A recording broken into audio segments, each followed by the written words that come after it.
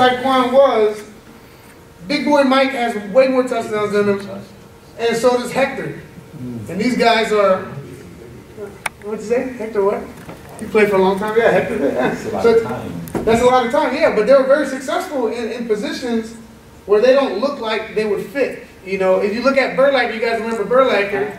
Burlacker's a guy that you talk to, you probably think, you know, I don't know intellectually if he would even get it to play quarterback. You know, you might challenge that, but Berto, he got it. You know what I mean? And they ran a system that worked for him. And I think that's what a lot of these guys did. Mike did things that worked for him. I talked to Dave, and Dave, you said you guys didn't even run a lot of plays in particular, right? Right. But you guys did a lot of the same stuff over and over again, whether they were plays or not. He did what worked for him. Same thing with Hector. Hector had his brother kind of playing with him too.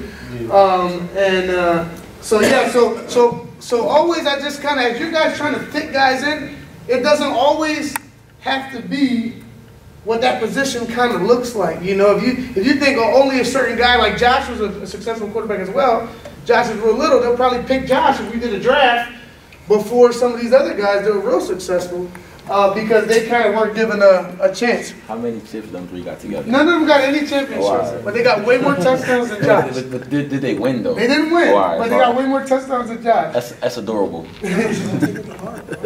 So when you're choosing your quarterback, these are just some things real quick that I put on here that you kind of want your quarterback to have, that I think, you know, are very important. So you want your quarterback to have some kind of accuracy, right? He doesn't, you know, arm strength is good. He doesn't have to have the biggest arm to be the most successful. I think field vision is one of the most important things that the quarterback, he has to be able to see the field and then decide, make that decision on who to throw the ball to. And sometimes, like I said, you might have a guy that's like Taekwon, that you know, he's really great athletic, but there's some of this stuff that he struggled with that other guys that were doing better, that were scoring more points than us, you know, and we had the quote-unquote better quarterback. And then you also want a guy that can keep his composure. You want him to have some kind of leadership and then also be coachable, right? If he's not coachable, it's going to be very hard to teach him, you know, the plays and stuff like that and then have him execute it. So just choosing your wide receivers. This is just some basic stuff: catching ability, speed, routes. You know, also kind of being coachable.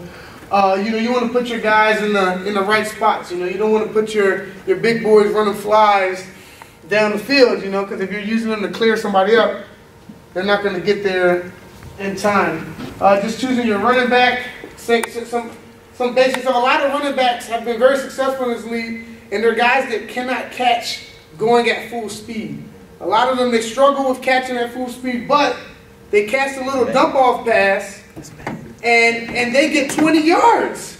But they can't catch a post going down the middle of the field. But you give it to them, they have the speed and the shiftiness, the field vision, you know, to be able to make a play out of nothing. You know, if you keep your little dump-off guy right here for your quarterback, little safety valve, I've seen it time after time after time. You did it with Jeff, right?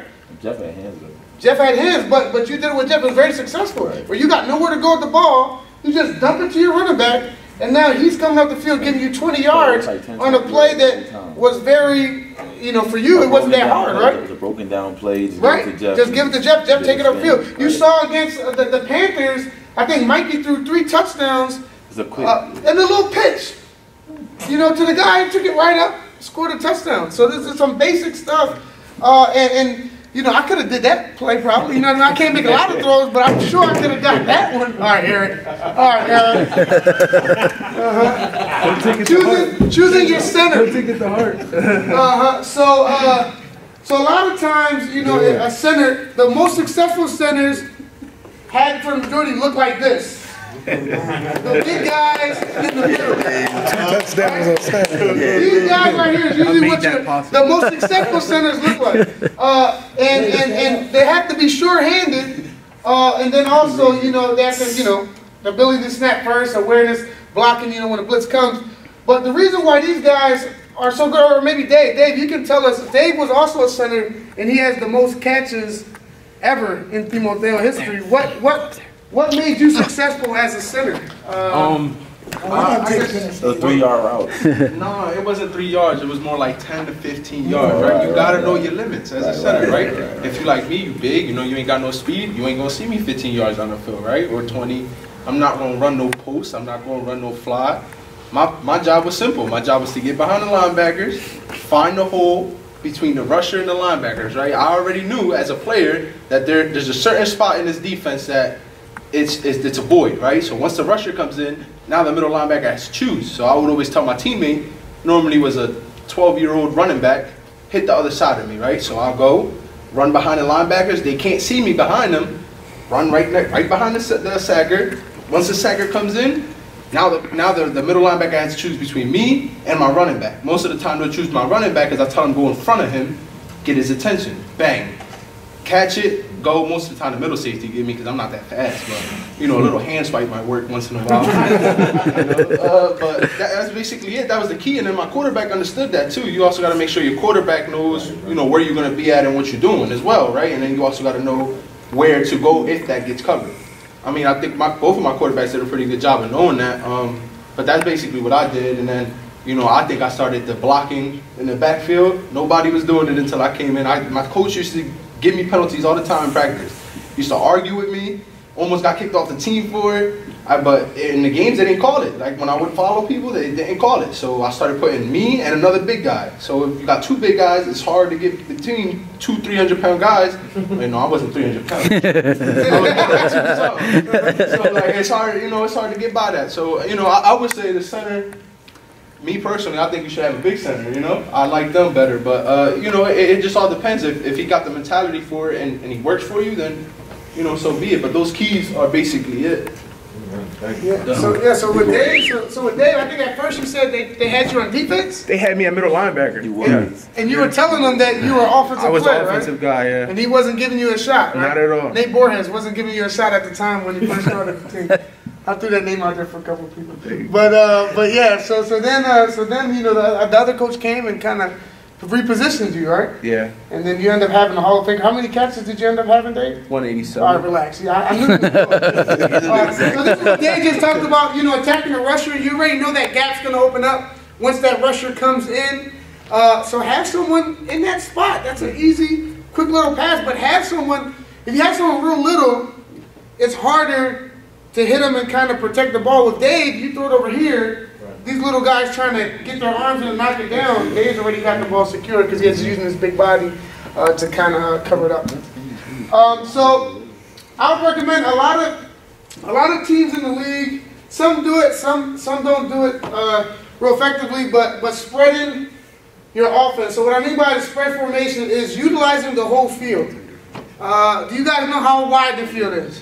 35 yards. 35 yards, right? So utilizing the whole 35 yards. You have sometimes where I see teams, everyone's kind of bunched in, kind of staying in the same spot, and the quarterback seeing everyone all together, and it's tougher to make a decision and throw the ball when you got so many people crowded. But when you spread out, it opens up the gaps. When you spread out, now the corners are moving to get in front of you. Now you have a seam route that you can kind of hit right up in the middle. If they do that, you know, but if you stay closer, it's easier for them to defend. And then it's easier throwing lanes when you guys put it out as well. This is one concept, real quick, that is real effective in our league in eating up the zone. It's called flooding the zone.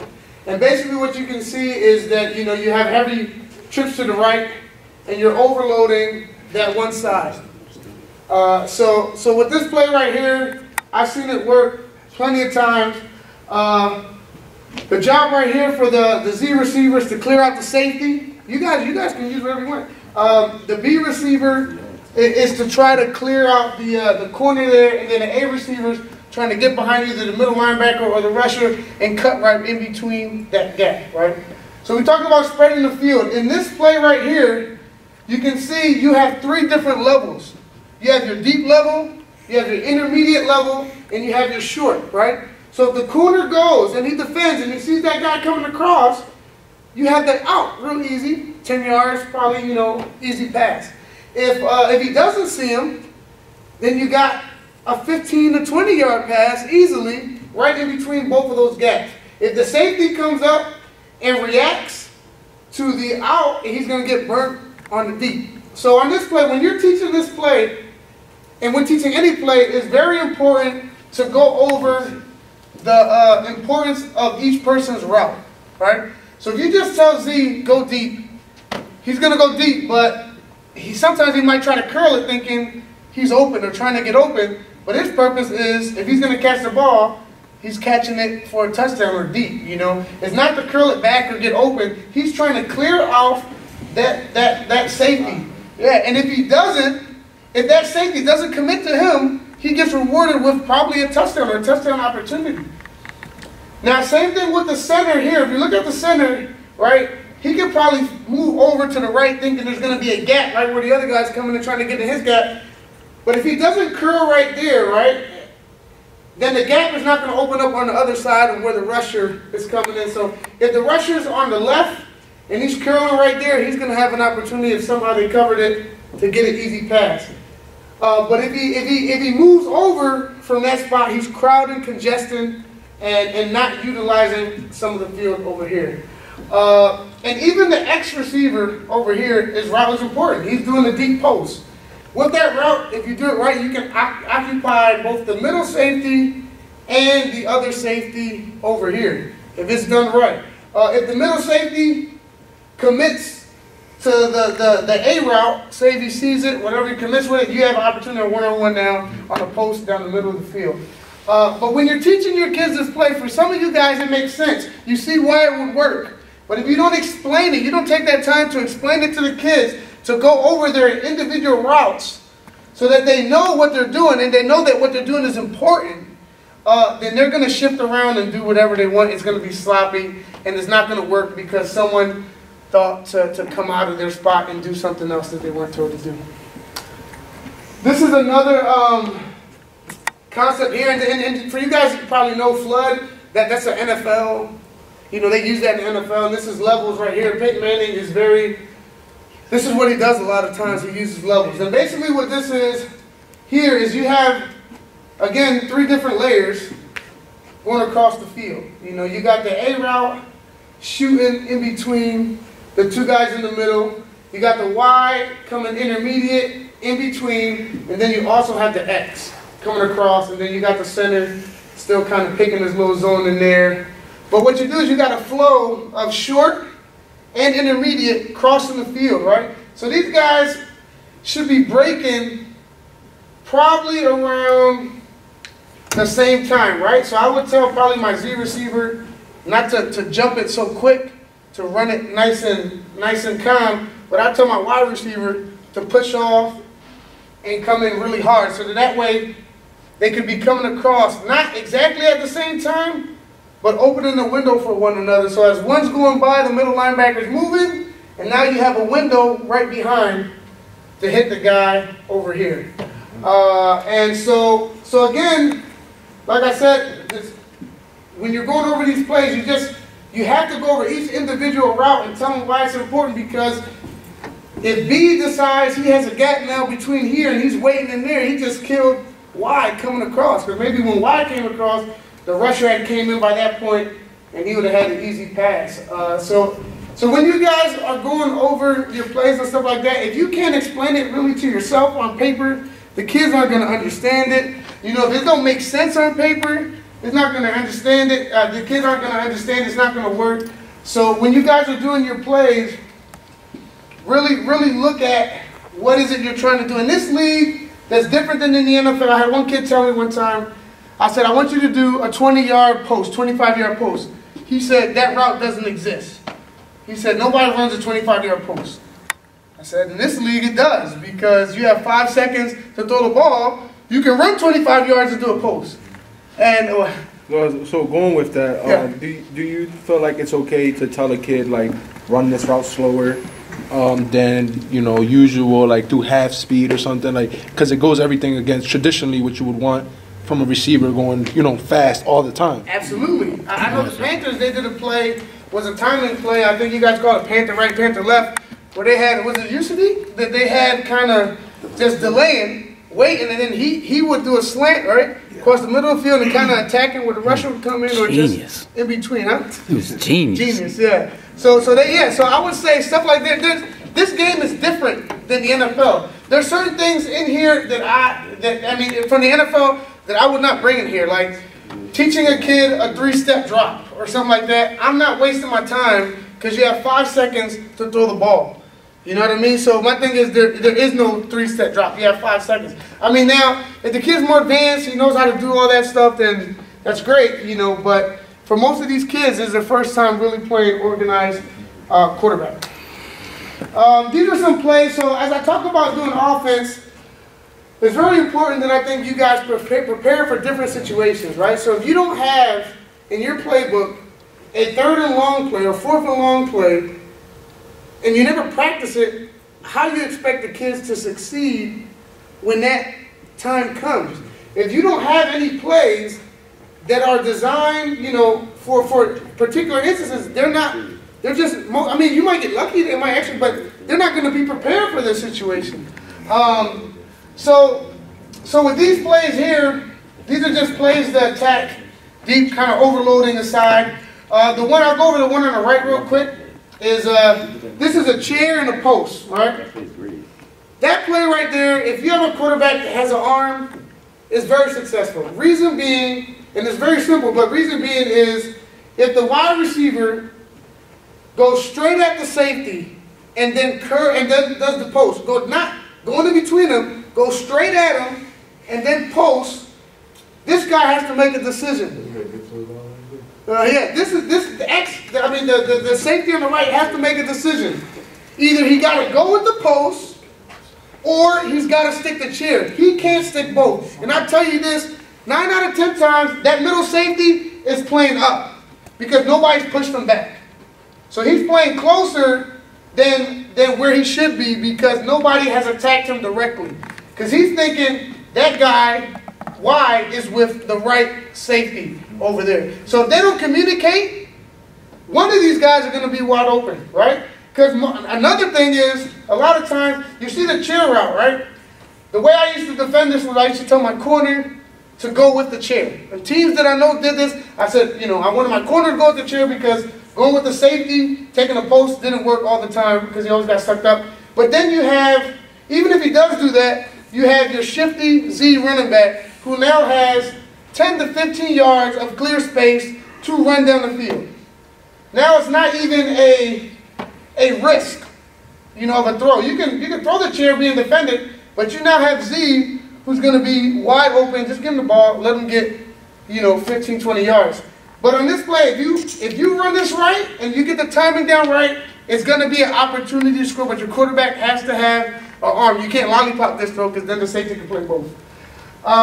The other side over here on the left is just basically what you're doing is being wide, is clearing out the 2 safeties, and you're trying to get A underneath, and you're trying to keep the corner up in front with Z. Yeah, I can send you guys this. Yeah, absolutely. And so that's basically what that play is right there.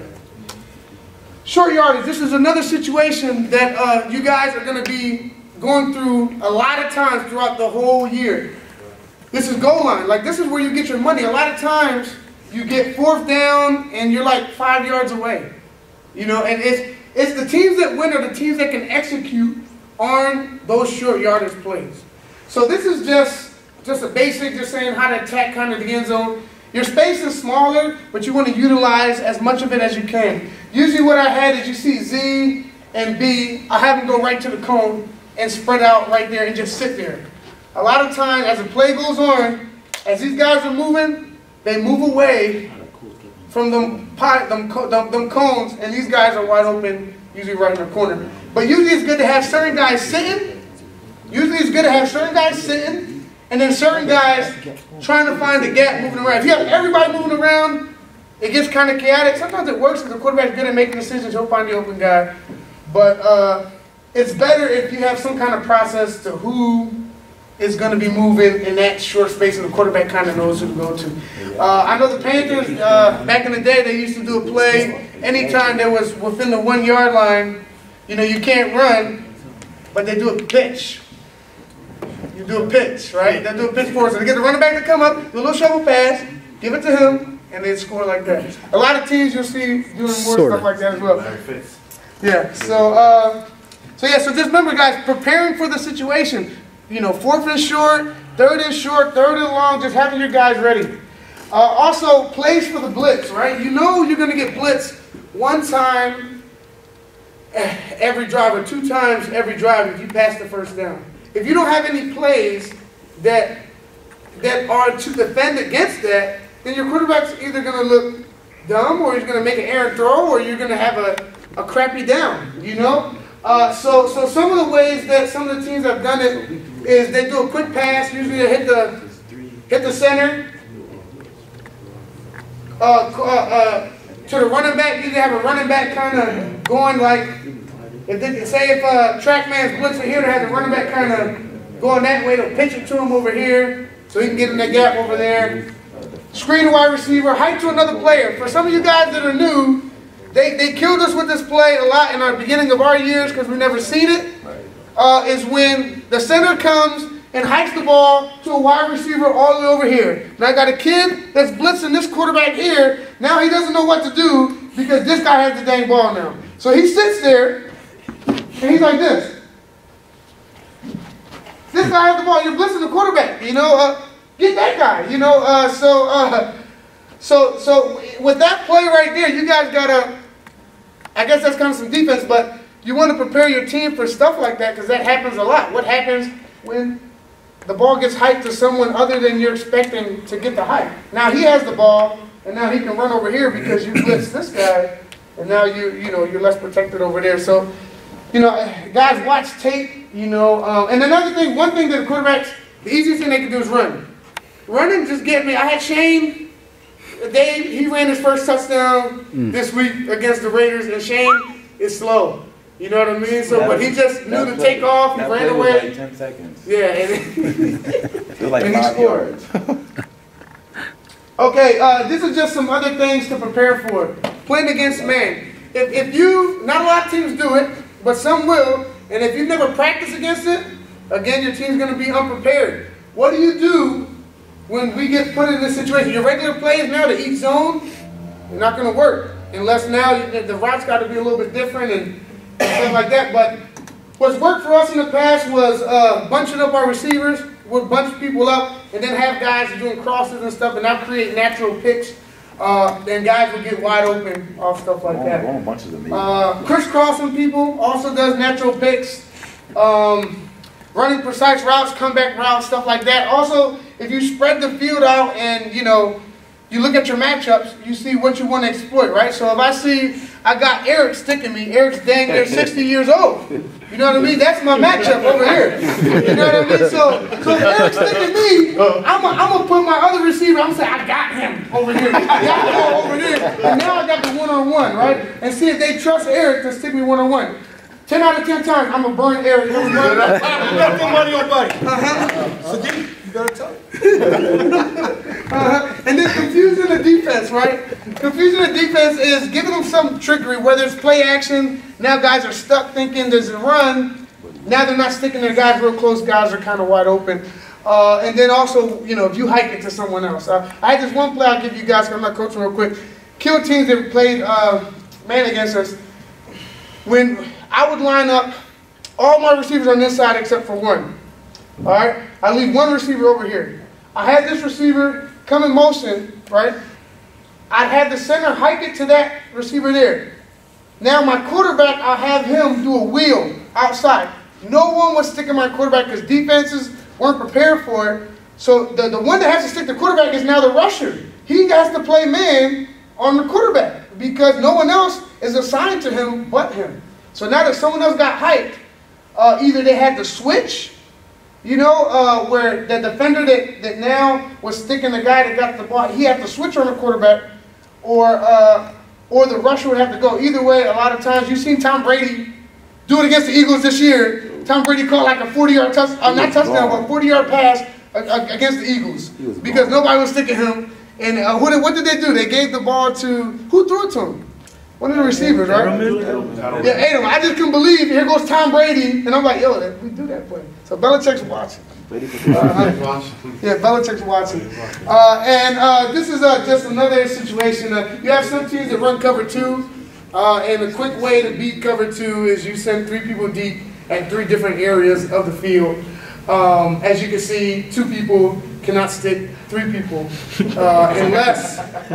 unless your quarterback is not that good and they're not worried about the deep pass. Then maybe. And with this last rain and snow we had, these balls were just flinging in the air. I'd have played 2 safeties the whole game. But yeah, so you send an X one way, the other guy over there, and then you send another guy to the middle. They should all be spread out different distances. And I haven't seen a safety in the league that was fast enough to cover both people. Not yet. I haven't seen it yet where someone was that athletic to cover both. Okay, we'll see. We'll see. So yeah, so that's it. That was just some basic kind of stuff that I wanted to kind of show you guys. And you know, I want to get more into detail as we kind of go on. And next week I'll be working on defense. Next month. But real quick, I want to hear from you guys as we're kind of preparing this up. What are some other things that you guys want us to cover? My thing is I don't want to cover something that you guys don't want. Yeah. I'll let you finish the statement. No, you're good. Go ahead. What do you want? Okay. There was a situation Saturday in which we had a player with the opposing team that dove for a touchdown. Right. And we understand that diving is allowed. That was a rule that was changed some years ago. Right. However, the dive was through 2 players. Right. Now, if this is a no-contact league, players aren't allowed to dive to initiate contact. Right. So if the offensive player initiates contact and crosses the line, crosses the plane, right, then that shouldn't be allowed because he then initiated contact physically with 2 of the defender players. I agree with you. So yeah, so if you have someone that's going to dive, the point of diving is to avoid getting your flag pulled, not to run into someone. So that would be at the referee's discretion, like we said. But yeah, if someone is going to dive and diving right into someone, I'm a referee. I would throw the flag because he's initiating contact. Eric, I don't know if you agree with that. I agree that